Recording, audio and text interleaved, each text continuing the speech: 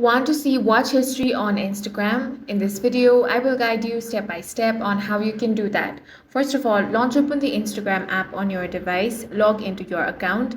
Now, if you want to check out your watch history, tap on the profile icon at the bottom right corner of your screen. Once you get here, tap on the three lines at the top right corner. Now, tap on your activity section. Under interactions, you have different options like likes, comments, repost, and tags. So if you have liked any video, simply tap on the likes option and all the videos that you have liked can be shown from here. Next, if you have commented on that, you can simply tap on this and then check out the history from here as well. If you have reposted anything, tap on repost, and from here you can easily check that out as well. If you want to check your recent searches, tap on recent searches option and everything you have searched will appear over here. So from here you can easily check out your watch history on Instagram, and that's all for this video. If you found it useful, make sure to hit the like button and subscribe for more videos like this.